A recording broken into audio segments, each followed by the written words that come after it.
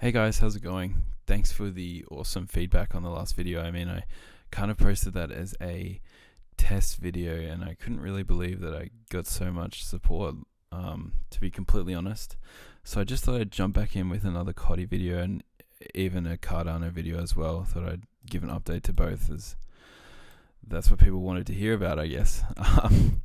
So as we can see, we saw this break from COTI on this falling wedge yesterday, or it might be 2 days ago now, that actually retraced back into the falling wedge. So the target originally was around that 62 cent mark for this breakout, but obviously it fell back down.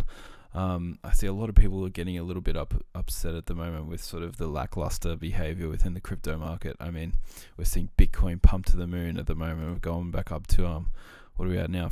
Almost 55,000, and people are sort of wondering where's the pump coming for the altcoins. Something I just wanted to bring up with everyone is this chart here, the path to old season. So first, the money flows into Bitcoin. We need to flow into Bitcoin, as we've seen happen here.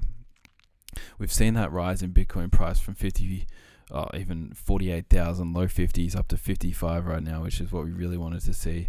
And then next we'll probably see a flow into Ethereum. As we saw in the last big pump, we saw Bitcoin moving first up to that sort of 65,000 high, and then we saw the money move into Ethereum. We saw a lot of people talking about the flip happening and coming in, and then we saw large caps performing really well after that. So altcoins such as Cardano, Solana, all of those pump as well.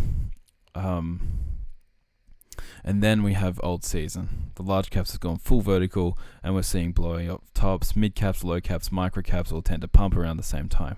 So that, I think, is probably when COTI is going to come in. Cardano, on the other hand, is probably, it's top 4 crypto right now. I think it's sitting at number 4 with BNB. We're probably going to see the money come in a little bit earlier than we see with those smaller pumps. So I want to just show what I'm looking at for Cardano at the moment. There's some really interesting price action going on at the moment on the Cardano chart. Zooming out, we'll just start on a macro level. What's sort of going on at the moment is, as I talked about in my previous video, was this sort of massive falling wedge that we're tracing here. I think we're going to see a breakout soon. Obviously, it's not financial advice. Anything that I say is not to be taken as financial advice, but I think that we're going to see a breakout happen soon. If not upwards, then maybe even downwards. I don't think it's going to go down. I mind it's crypto, but as we can see here, we're just forming all of these sort of smaller patterns within this falling wedge that I think are sort of indicating a breakout's imminent. We're seeing a battle between the bears and the bulls, but I don't really see much momentum with the bears at the moment.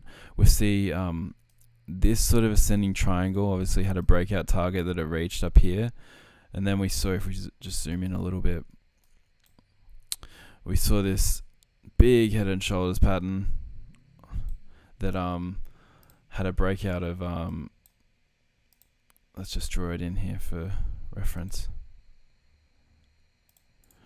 Big head and shoulders pattern, it had this breakout target down to here at 213. Now that's sort of the number that I'm watching at the moment. I've got a long position at 213. I wish I scooped it up here.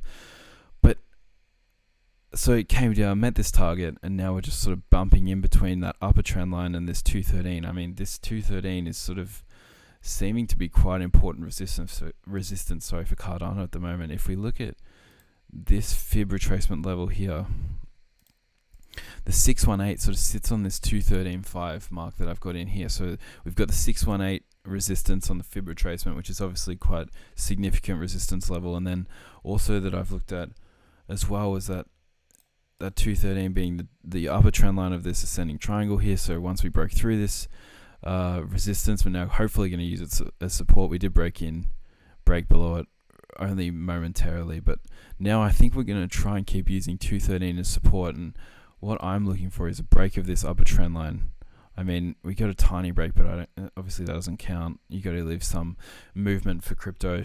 It's a volatile asset.